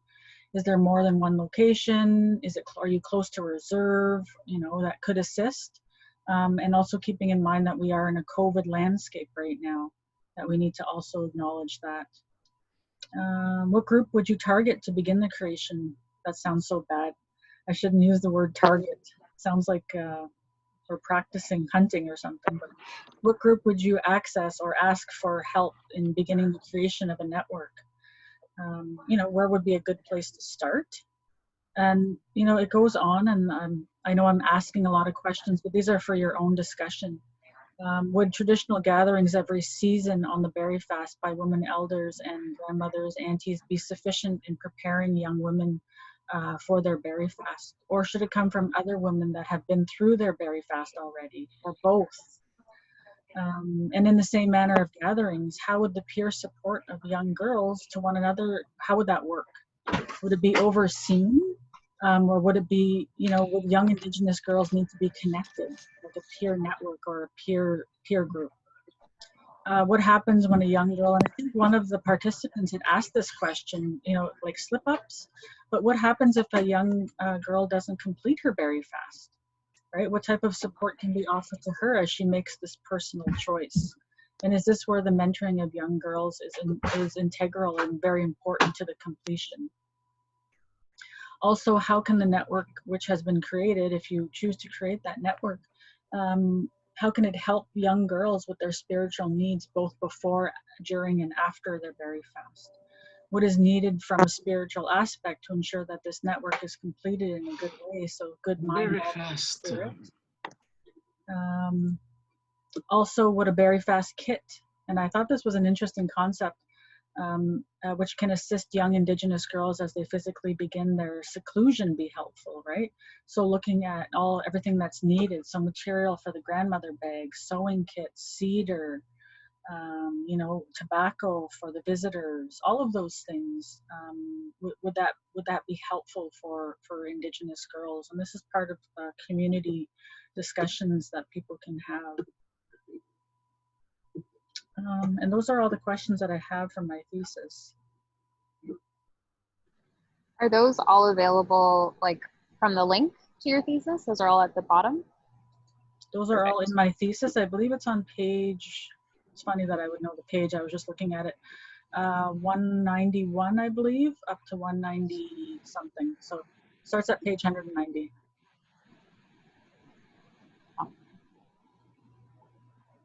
So for those of you that might not have found the link, you can find her thesis by just a Google search, Joey-Lynn Wabie thesis, and a bunch of links pop up. Quite popular on Google. All right, so so I'm just going to stop share. Let's go back to the chat. So Veronica said, I've wondered why our Anishinaabe communities don't allow us to stay home on our time. And Sarah Deaton said that in her community, they're allowed to use sick time for our moon time with no questions asked. So I actually recently took a cultural day because I was having a really intense moon time. Was really tired and couldn't get out of bed. And, you know, I called my coworker and I was like, hey, listen, I'm having a really hard time on my moon time today. I don't think I'll be able to come into work, but I can work from home. And I was allowed to take that time for myself. So I think it's important to talk about with your employers as well, especially in Anishinaabe communities. I think that it's something that's super important and should be talked about. And, you know, maybe that's something that you can bring up at either band meetings, or I'm not really sure how everyone, you know, gathers with their communities, but that's definitely something to think about, is, you know, being allowed to stay home and take that time to rest while you're in ceremony. Sarah Deaton also said, talking about different cultures here in our Saginaw Chippewa Indian community in Michigan, I believe, MI, at our clinic, we have a small orientation to explain what your moon time is to nurses and RN doctors so they know what someone is talking about when they are seen. She also writes, I did have a friend who was not Indigenous and kept on wondering why women would call into the clinic and cancel their appointments because they were on their moon time. She thought it meant that if you could see the moon, you can't come outside. That's interesting, Sarah. I can definitely vouch for people not fully understanding the concept of moon times. I think it's important to use that terminology, that moon time. I know that it took me a while to start, you know, instead of saying, oh, I'm on my period, to start saying I'm on my moon time, to acknowledge, you know, all of our ancestors that have been on their moon times, and all of the women that have come before me, and, you know, the women that are ahead of me that are eventually going to be coming through this change in their bodies, and just making sure that they know that it's a beautiful time. It's, you know, you're beautiful and you're wonderful and you're so strong when you're on your moon time, and you know, when you're not as well, but just having that knowledge that you're so powerful when you're on your moon time, and to just take that time for yourself. And someone, the name is Galaxy J7 Crown, said, I've always wondered what was done with the blood and where it would be put in the past and what we used for sanitation. I've often wondered if it was a way of giving back to Mother Earth, but today we just throw it away in the garbage. It doesn't seem like we should just throw away that sacred part of us away. That's a great question. I have honestly been thinking about it a lot just myself. Recently, I've started looking at different sanitation products. I'm not really sure what they're called. But I remember when I was young, my mom said you had to use a pad. I wasn't allowed to use a tampon. I'm not sure when I actually started using tampons. But using that sanitary napkin in the beginning was so I was able to feel my body going through that moon time, and feeling that, you know, the blood coming out, and acknowledging every single time that it leaked, or you know, and not trying to not feel shameful.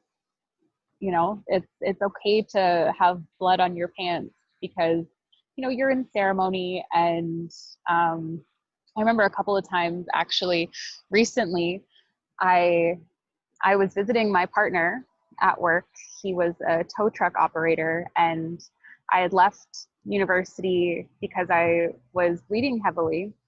And he picked me up in his truck, and drove me to the bus station so I could get home. And I had blood on on the seat of his vehicle. And it was a leather seat, so we managed to clean it up. But he was like, "Oh, you're bleeding." He's like, "Hold on, let me get something." And he ended up grabbing a nap, like a wet nap, and was wiping it up. And I was like, "Oh, I'm so sorry." I instantly felt ashamed that I had bled. But then I was like, wait, no, I did everything that I could. I'm sorry that I, had dirtied your vehicle, I guess. But he was very much like, "No, it's completely okay. Don't worry about it.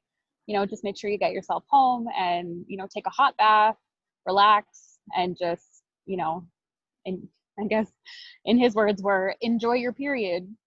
Because we hadn't had the in-depth discussion about, moon times and what they mean, but he was very new coming into this relationship, not Indigenous, and, he's been learning as we've been moving forward on our life journey. But that's something that I think about often when I'm on my moon time now is, not to be ashamed of it, to accept that you're on this journey, and sometimes it lasts a couple of days, sometimes it can last up to a week. I've known some people that have had periods for 14 days out of the month. So really listening to your body. And after that first year on my berry fast, I feel like I had a pretty good grasp on the tools that I needed. And I eventually moved on to tampons, and now I'm actually using a Diva cup. So it's a zero waste option for your time of the month. And it actually, I believe, has connected me more with my moon time, because you actually do see the blood in the cup. And, you just put it back into the water of your toilet, and it gets flushed into the water system. So I feel better about using the Diva cup than I do with sanitary napkins or tampons. But I know that I've seen online a lot of free bleeding. So women just going about their day and not using any kind of sanitary napkin, and just allowing themselves to bleed freely because they either are not ashamed or trying to bring awareness that women are, in ceremony multiple times throughout the year, and it's not something to be afraid of or, to look down on. It's actually something you should look up to. Is, sometimes I feel bad for my partner. I'm like, you don't even know how strong I am right now. You don't want to mess with me right now because I'm in ceremony. And, I know men have their own teachings, but I think that they would be overwhelmed with the power of women. So let's go back to the chat. Can I just add something very small? Is because the question was, it doesn't seem like we should throw that sacred part of us away, because that's what it is, right? It's medicine. Mm-hmm. So, our blood is medicine. So we need to be mindful also, like you are, of, being conscious and very aware of that connection, and that it is medicine, and that we need to hold it in a, like we carry ourselves in a good way with good mind, body, and spirit, that we need to do the same with our moon time, right? Yeah, absolutely. Yeah, and you said you're looking at the rest of the chat, so there's quite a few questions. Yes. Actually, there's a couple questions for our elder. Selena is asking Neil if you have any words around ways of talking to men about women's moon time, and undoing the bias that already exists, or any ways that men can be supportive and using appropriate language around women.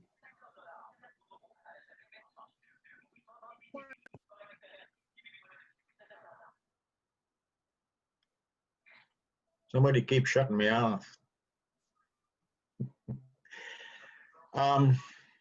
Yeah, men have teachings regarding women on their time, and I think that a lot of the men need to go to them And those teachings come from both men and women. And those are the elders that I talk about. They're the ones that bring that knowledge about the women.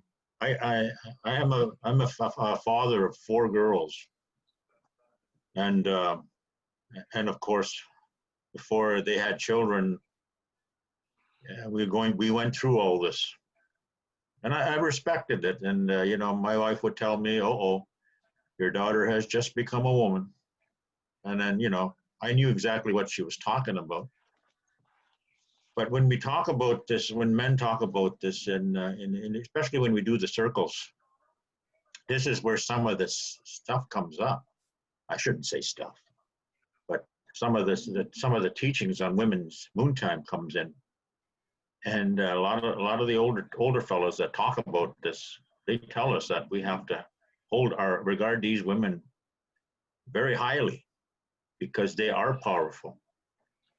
And there are times too, sometimes when some of the men forget, and you know, especially around the babies.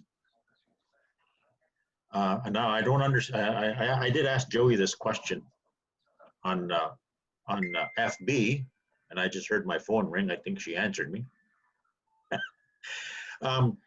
I heard somebody's talked about this once before, and I think it came from a circle that we are in regarding women on their time. That a woman on her time cannot carry a newborn, just freshly born, not for a year anyway, or till the baby starts walking. I think that's what it is. Again, I'm not too familiar with that teaching because that's some of the things that I only hear about, and little bit pieces of things like that. And it would be nice to get men to get a workshop going for the men to learn more about women on their time, to understand the true meaning of who they are at that particular time. Because when my wife was, when we got married and she was on her time, I respected her space. At least I thought I did. And then she'd always send me to the store. I'd say, "Oh, you need to bring these things back," she'd say to me. I said, "What things are we talking about here, my dear?" And she would tell me. So here I am in the store looking for these, what she needed. I picked them up, no harm. And she was really, she didn't she understood that. Like, I was a little uncomfortable doing something like that. But, you know, it's a learning process for me. It was a learning process because I married late. And I didn't understand what all that stuff was. And when I finally realized it, as I started, hello, tell Creator to hold on. I'm talking. Anyway, so when we talk about that, and so when you know, I think that men really need to understand it because that's one of the main teachings that we carry. All life carries that. And as I've walked this path for a while, I understand that you know, women, because they're on their time doesn't mean they walk behind you. It means that the women need to walk beside you, because with that strength that woman carries, is something that is, and I can't describe it myself. I can't describe that myself. But I know the strength that she has at that point. She is in that cleaning process. We think about it as Mother Earth, right? There are things that she's doing right now, and she's cleaning the earth now. She's cleaning herself, actually. She's taking things that, you know, when you talk about how many here heard the stories of the thunder beings that travel across this at thunder time, and when the storm comes in, when you hear the thunders, the lightning, the rain, and all this. We used to hear this when we were young, when I was growing up 200 years ago. And they would say, "Aha, I should go beat the world, kick." That's what they would say. That means they said, the thunder beings are coming. I can hear them speaking, they'd say. And then suddenly we'd all be brought inside the house and sit quietly. I didn't know what that teaching was till I finally asked my aunt about it. And she told me that the earth needs to be cleansed because of all the bad things that are happening, all the bad things that the creator has seen. So he sends these thunder beings across, chasing these evil spirits away. And that's what Mother Earth does. She calls upon those thunder beings to come. Creator helps. And so it is with the cleaning again, when the women are under time, they're taking all that negativity out they've gathered over those, for a bit. And I understand some of the negativity from women because they talk to me about it. And I think out of the people that I talk to mostly, I get calls from some, and they ask me about certain things around what I think about this. I say, well, then another elder may say something different, but on the same line. So my thinking is that men need to be re-educated to understand women on their time. Because I believe that. I don't know how much life I got left, and I want to be able to understand it a lot more because I hear stories around it. Sometimes I hear horror stories on how women are treated because they're under time. And I don't like that. I remember when I first started walking this path, I met a teacher by the name of Lillian Pitawanacut. Actually, her name was, when I first met her, she was Lillian McGregor from Birch Island. And one day her and I were sitting talking about women under time. And she says to me, what do you do when you do your circles? I said, I'm not sure what you're asking. And she says, do you ask the women to step out of the circle when they're under time? And at first I was kind of stunned by the remark she made, but then I asked her, why do you ask me that? Well, she said, I'm going to tell you something. And in her own very calm voice, respectful voice, her quiet voice, she said, when you do your circles, leave the women in your circle. Do not send them out because they're under time. Because they have more teachings at that point. They have more understanding at that time. And because if you send them out, you're centering them out. You're putting them in a bad position and they feel bad about it. And I started to think about that. Now when I do my circles, I try to mention that everybody stay in their circle, whether you're on your time or not. But I use a different method because I got that teaching from Lillian. And that's all I got to say, because again, like I said, us men need to learn a little bit more about women on their time.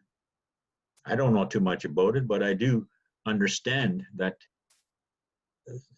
some of the women go through a hard time with that, especially when they're when they're removed from the circle.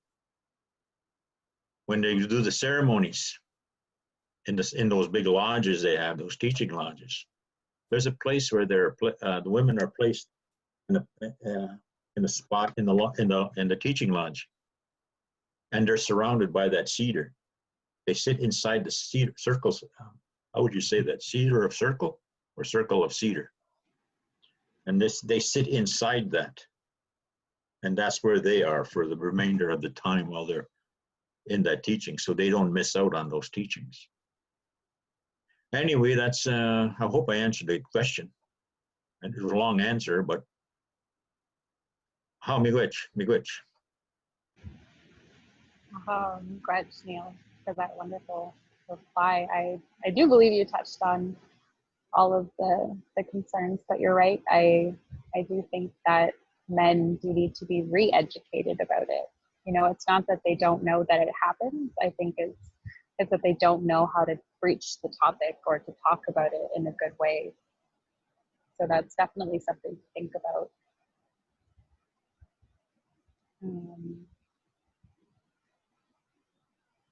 And I think that's it for questions in the chat. But thank you everybody for joining us today.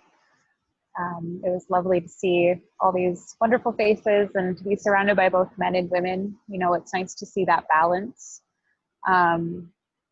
When I think about men and women and ceremony and all of this stuff, I think about the grandfather drum, and how when men are sitting at the drum, the women are standing just behind them.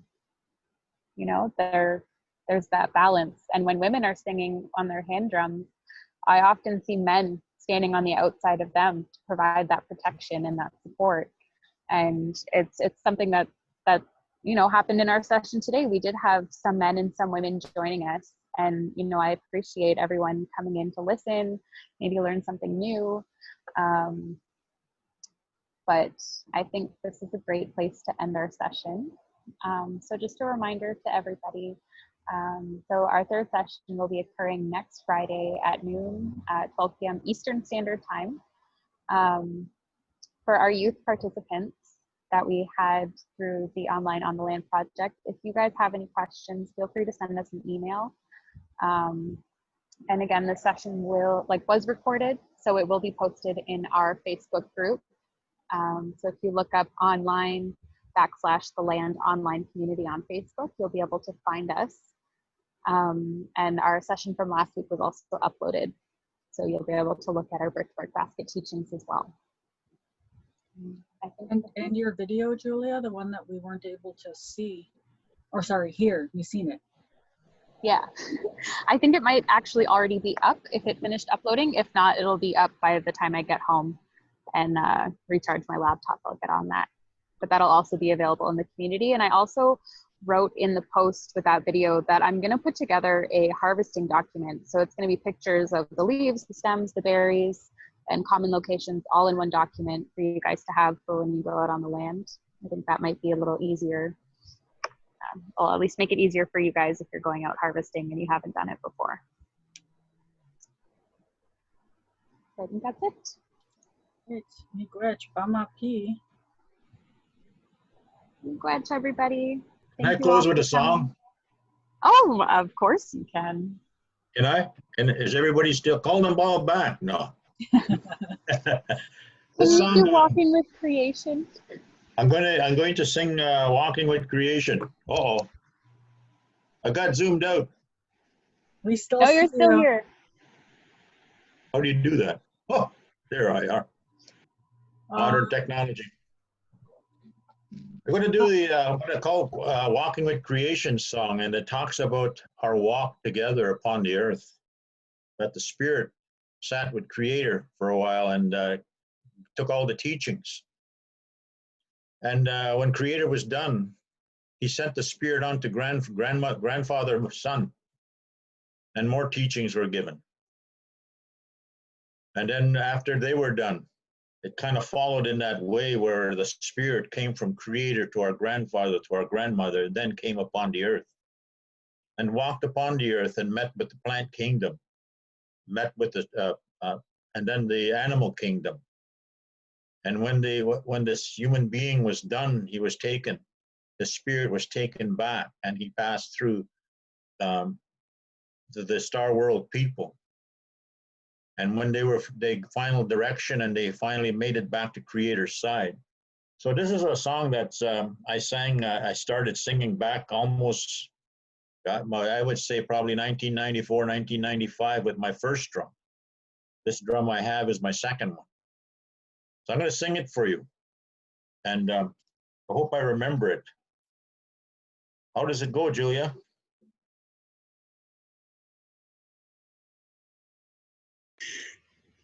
I'm drawing a blank. All I can think of is Mishumis, Niganona, Niganona. Good. Is that it?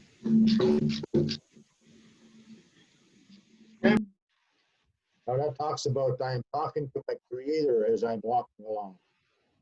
I am talking to my grandfather as I'm walking along. I'm talking to my grandmother as I'm walking along. I am talking to Mother Earth as I'm walking along. I am talking to the animal kingdom as I'm walking along. I am talking to the plant kingdom as I'm walking along. And I'm talking to Star World people as I'm walking along. So that's what that song talks about. It's about our walk from our Creator back to our Creator. So all those things in between, we come in contact with every day of our lives. So anyway, that's the song. If you want to hear it on, you hear it on WJBC, Christian Island. I'm only open for half an hour from 1 a.m. to 1:30 a.m. I'm just kidding. I want to say miigwech for the invite to sit with you. I'm really honored that a lot of good things happened this afternoon, and we need to continue them. Remember our elders. Let's wake them up. Let's start asking them things, because it'll become more powerful. And to the women, I take my hat off to you. Miigwech. Thank you very much. Aw. Adios. Wow. Miigwech, Neil, for that wonderful song. It's a wonderful way to close. One of my favorite songs, always one of those feel-good ones. You got that Monague Fungi one too, if you want to hear that one. Jiggy, jiggy, I jiggy. love that one. I know my mom doesn't. Oh, your mom loves that. She sings that.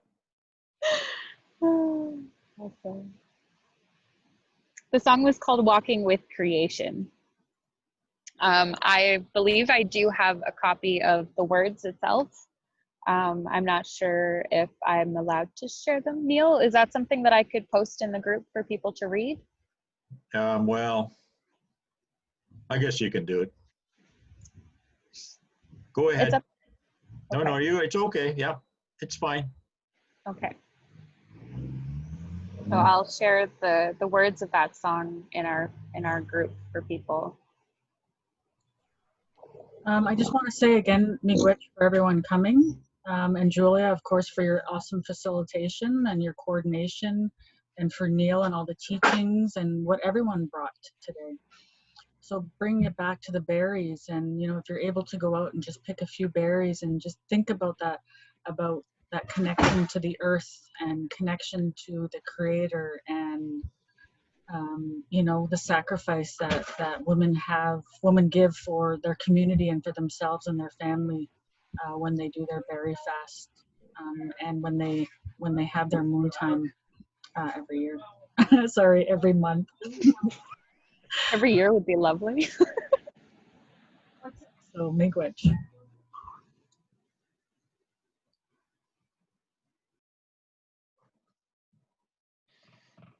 Right. Well, this does conclude our session, so everyone is welcome to just leave the meeting. But pamati, everybody. Miigwech. Have a wonderful day, everyone.